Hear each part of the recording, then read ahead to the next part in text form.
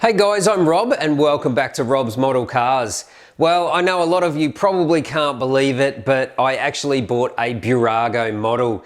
Now, considering this channel is all about collecting high-end supercar models, a humble little Bburago is not a high-end model by any means, and this is not even a signature series by Bburago. This is just from their Race and Play series, so these are not limited edition. They will make thousands and thousands and thousands of these, but I thought since there's so much hype about this model and another Bburago model that I also bought, but we'll get to that review in a few days, I thought I would check this one out and have a look and see how well they did, because the initial pictures I saw of this model on Facebook, it actually looked really promising. And I still do love opening die-cast models, despite some of you thinking that I only buy sealed resin models.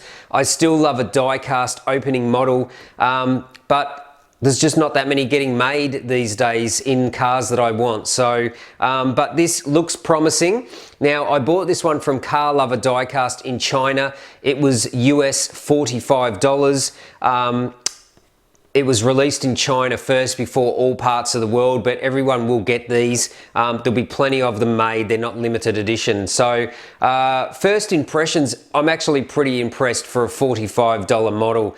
Now, the BBR Monza SP1 I've got in there, I've already reviewed that model, but that was around the 320 euro mark. So I'm not sure what that is in US dollars, but the Bburago is a lot cheaper than that.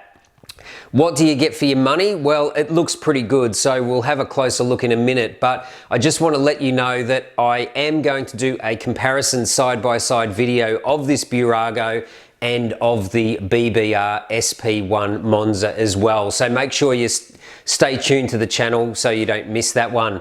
Now, I am really impressed with this model. It does have some weak points, of course. I'm not going to be too harsh on it because it is a Bburago and it is only a $45 model compared to the great reviews I give these high-end resin models. So yeah, I won't be too harsh, but I've actually got quite a lot of positive things to say about this model. So we'll get it unscrewed, we'll put it on the turntable and we'll have a closer look at this brand new Bburago Ferrari Monza SP1. Okay, so here we have the 1/18 scale Bburago Ferrari Monza SP1. Now, as I mentioned, this is from the Race and Play series, not the higher end signature series models. But overall, I think they've done a really good job for the money. Now, US $45 to buy this model, and I think you get a lot of bang for your buck. Not sure whether these are really considered a collector's item or a toy, but let's go over the details. Now, one thing I want to mention is the size of this model. It is exactly the same wheelbase, center to center of the wheels compared to the BBR model, and the width across the front and the width across the back of this model is exactly the same as the BBR as well. So this is true 1/18 scale model. So that's always been a concern of mine, because I did buy a Bburago Aventador many years ago and it was so much smaller than an Auto Art Aventador, but this model is exactly 1/18 scale, exactly the same size as a BBR high-end resin model. Now, if we talk about the paint on this model, it's reasonably good. It does have a nice metallic silver color on here. These are either printed or Tampo striping on here. Maybe they're painted. I'm not sure what process Bburago use. But there are a couple of spots where the paint does look a little bit ripply. I'm not sure whether that's the metal underneath, because this is a cheaper die-cast model. But overall, I think most people would be relatively happy with the paint finish on this model. Now, as far as I know, there's no other colours being released. It's just this silver colour with the heritage yellow stripe and the yellow speed cone here. But I think it looks pretty good.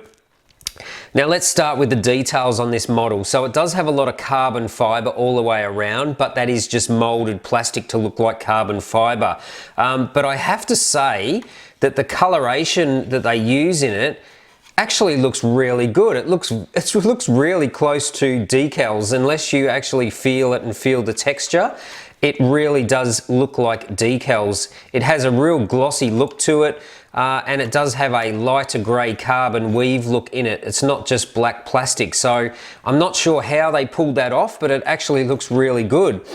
Same as the side skirt here is in the carbon fibre. In the little side air inlet here is carbon fibre, and the whole rear diffuser is carbon fibre as well. It's all moulded, textured plastic. You can feel the texture in it, but I think they've actually done a really good job of trying to replicate gloss carbon fibre decal, to be honest. I'm not going to be harsh on that at all. Now, it does have a big grille in the front of this model and the little side air intakes, and that is sealed plastic, but from most angles it's hard to tell whether the front mouth is open or not. In person, without these hot bright LEDs on it, it really is hard to distinguish whether this is photo etch mesh or plastic. So again, I think they've done a really good job on the mesh, the solid grills in the front of this model, to make it look like open grills. So it does have the parking sensors in underneath, and it does have a little Ferrari emblem stuck flat onto the grill. On the BBR model, the Ferrari emblem sticks out alone on its own little leg off the grill, so that's a little bit different. It just has a little decal for the Ferrari emblem on the front, no photo etched emblem there, and the headlights are reasonable. They're nowhere near as good as the BBR, but they do use nice clear plastics for the upper and lower headlight, and you do have your DRL strip through the middle as well. That's just a painted silver strip, but you know, overall we have to remember this is a $45 model, so I don't think it's too bad actually, the front of the model, what they've done. Now it does have more decals on the side here, your Scuderia shields here, and these side inlets are moulded plastic carbon fibre as well. The mirrors, they've done an okay job. They're a little bit more bulky than the BBR versions, and on the inside of the mirrors that you can actually see the metal casting line, so yeah, it shouldn't have that line through the middle of it, but I said I wouldn't be too harsh on this model because it is a cheap model. So yeah, mirrors are okay. They do use reflective material behind, which looks okay. Now the little windscreen section here, the front part and the rear part is tinted plastic. The center section is clear plastic, but this is carbon fiber on the BBR version, so I'm not sure why they did that section in clear plastic, but it's not too bad. The tinted screens look reasonably good. As I said, the side skirts are in carbon fiber molded plastic, but they look pretty good. The shape of the body is basically identical to the BBR, so the humps of the arches really quite good. There is a tail light which runs all the way through underneath the lip of this boot lid. This is just in clear plastic, but it looks like there's nothing there, or it looks tinted. It is clear, but because it's so thin and it's sitting in there, it just looks black. So on the BBR models, they actually paint the stop light in there a silvery color, just so it stands out. So, but there is a little brake light that runs all the way around through there. It just has a Ferrari decal on the boot lid there. Obviously the carbon fiber rear diffuser in molded plastic. Actually, again, as I said, it does actually look like decal from some angles. It's really interesting how they've done that. You've just got your silver exhaust outlets, and you've got your number plate on there as well. Now underneath the car, really not much to see there. It's just a flat bottom all the way around. And what else did we not mention? Oh, just the actual single hump here behind the driver. This is pretty much the same shape as the BBR as well, and you've just got your Monza decal on the side of that.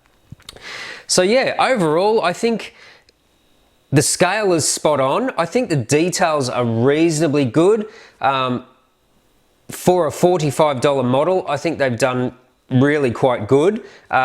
It's obviously not at the level of a BBR high-end resin model, but no one, I'm sure, would expect it to be as good as that for its price point. Now, I think with a little bit of modification, this model could be rebuilt and brought up to a much higher standard, which is what I plan to do with it. Now, one thing I have to comment on is the wheels. I think they've actually done a really good job on the wheels on this model. They are nearly as crisp and clean as the BBR. I'm sure they're just made out of plastic. The only thing missing is a valve stem cap like on the BBR, but I think the wheels are actually very good. Of course, they do spin. It is a Bburago. They do turn on the front as well. It does have working suspension, but to me, that is just a feature of a toy, not a high-end collectible. So I'm not a fan of the working suspension. The model does sit a bit too high anyway. It does need to come down a little bit. So I'll be removing the springs out of this one. Now, the brake discs are okay on this model to replicate the carbon ceramic discs front and rear. The front calipers are okay, but the rear calipers are just wrong. They're a wrong shape. There should be a much bigger caliper with the parking brake integrated into it. So yeah, the rear caliper on this model is completely inaccurate and wrong, but the front one is not too bad. So the other issue I have with the brakes is that they sit too far in behind the wheel. So the brake disc and caliper should be closer to the back of the wheel, but that's just nitpicking for the accuracy of the model. So as I said, the stance is a bit too high because it does have this toy-like working suspension. That is just pointless to me in a collectible car. Anyway, so overall, look, I think they've done a really good job for a $45 model, remembering that shops have their markup, their profit margin on these models. So you can imagine maybe these models only cost Bburago $20 to make. Now, for what they do for $20 is pretty impressive, to be honest. So that is all of the exterior. Now, the bonus of why I bought this Bburago model is because it opens up, and there is no other opening models of the SP1 on the market yet. Bburago is the first. So the first thing that opens up is this single door. Now, gaps are okay. They're not totally perfect all the way around, but the mechanism feels very strong. The door just misses the mirror here. I'm sure designed to be like that. Quite a big hinge system in there. It is a Bburago after all. More textured plastic on the door trim. It's not perfect, but it is very solid. I don't think you would break that off in a hurry. So it does have the opening door there. What I love about this one is it actually has the full opening hood. Now, this is quite interesting what they've done here. Again, we've got the full textured plastic carbon fiber everywhere, but it is a glossy finish, and from some angles, I'm not sure whether it does on camera, but from some angles looking at it in person, it looks like carbon fiber decal, but it's not until you touch it. So all of the inside here is carbon fiber molded plastic, and then you've got your large flip forward hood, which is great. Now, as always with the headlight assemblies and the mirror assemblies in here, they're just overkill the way they're fitted, and they look quite ugly, all the brackets in here. But if we ignore that, it does have some pressings in the underside of the hood to look like a real hood. And also note that they actually fit some struts on here to hold the hood open. Now, again, this is just a $45 model, but it's got some cheap plastic struts on there to hold the engine lid up, which, look, I have to be honest, that's pretty impressive for this price point. Now, the engine detail is okay. You've got your nice V12 engine in here with the red heads, and again, all the air boxes here on the engine are in molded carbon fiber plastic, but it actually looks pretty decent for the money. So I have to say, I bought this model so I could customize it, so I could have a fully opening version, and I'm pretty impressed with what I can see so far. So that is the opening front section of this model. Now, if you combine that with the opening door as well, this is looking pretty good for the money. So the next thing we've got is actually the opening rear trunk area, which is pretty awesome as well. Now again, this is fully surrounded in the textured carbon fiber plastic. Again, it does look like from certain angles carbon fiber decal, so really impressive of the finish. There's nothing to see underneath here, it's just a plain color.